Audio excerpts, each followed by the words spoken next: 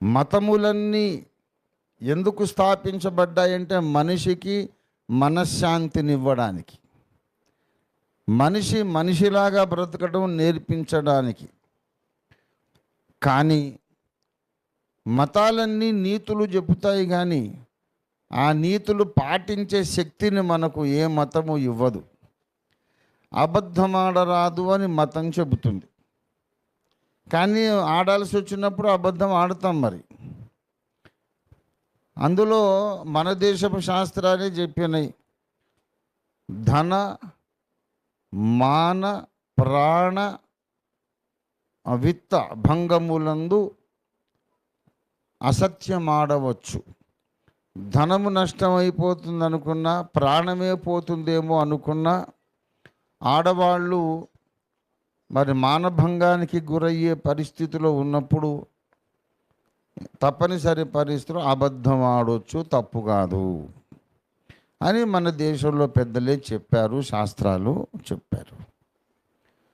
కనుక అబద్ధం ఆడొద్దు అని చెప్తాయి మత గ్రంథాలు, కానీ అప్పుడప్పుడు ఆడొచ్చులే అంటాయి. మళ్ళీ నరహత్య చేయరాదు అని చెబుతాయి మత గ్రంథాలు.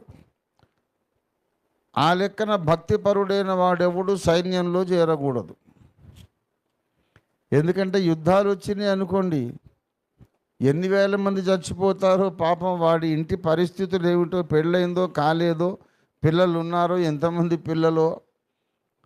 ఒక బాంబు వేస్తాను, ఎంతమంది చచ్చిపోతారు, ఎంతమంది విధవరాలు అవుతారు, ఎంతమంది పిల్లలు అనాథలైపోతారు తెలియదు. నరహత్య చేయరాదు అని చెప్తాయి మత గ్రంథాలు. ఇటు బైబిల్ అయినా అటు భగవద్గీత అయినా కొన్ని ప్రత్యేక సందర్భాల్లో ఓకే అని చెప్తాయి. నరహత్య చేయరాదని దేవుడు ధర్మశాస్త్రంలో ఆజ్ఞాపించాడు. ఆయనే యుద్ధాలు చేయించాడు. చేయించలేదా? చేయించాడు. మరి ఎంతమంది చచ్చిపోయారు? గొలియాతును దావీదు చంపాడని మనం సంతోషంగా చెప్పుకుంటున్నాం. పాపవాడి పెళ్ళాం ఏమైపోయిందో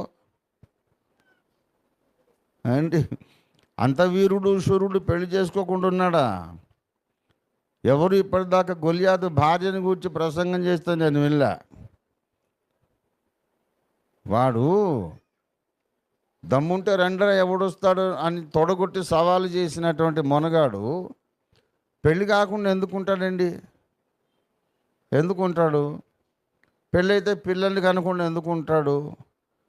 దావీదు గొలియాతును చంపాడు, వాడి పిల్లలు ఏమైపోయారు, వాడి భార్య ఏమైపోయింది.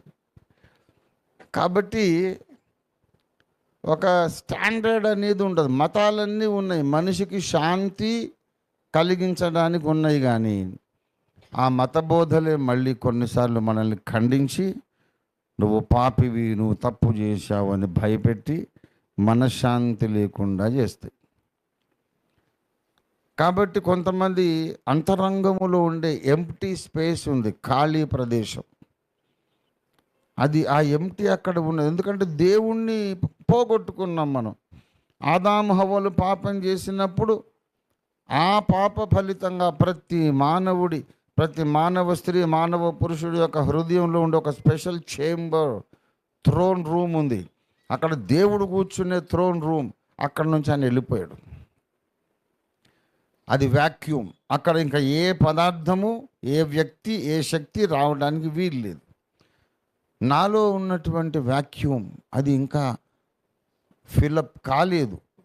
కాబట్టి తెలియని మూగవేదన, ఈ రహస్యం తెలియక కాస్త తాగితే మనశ్శాంతి ఉంటుంది, సిగరెట్ తాగుతాను, చెడు స్నేహాలు చేస్తాను, శరీరంతో చెడ్డ పనులు చేస్తాను. అవి ఎంత చేసినా ఈ గిల్ట్ ఇంకా ఎక్కువైపోతూ ఉంటుంది. అపరాధ భావన, నేను తప్పు చేశాననే భావన ఇంకా రాను రాను అశాంతి పెరిగిపోతూ ఉంది. ప్రియులారా, ప్రతి మనిషి ఈ భారాన్ని మోసుకొని నడవడానికి అలవాటు పడ్డాడు. మతభక్తి చేసినా భారం తగ్గడం లేదు, ఇంకా ఎక్కువైపోతుంది. చెడ్డ పనులు చేసినా ఇంకా భారం ఎక్కువైపోతుంది. రాను రాను అశాంతిలో కూరుకుపోతున్నాడు మనిషి. అట్లాంటి వాళ్ళని యేసయ్య పిలుస్తున్నాడు. ప్రయాసపడి భారము మోసుకొనుచున్న సమస్త జనులారా నా యుద్ధకు రండి, నేను మీకు విశ్రాంతి కలుగజేస్తాను. ఎంత అద్భుతమో చూడండి.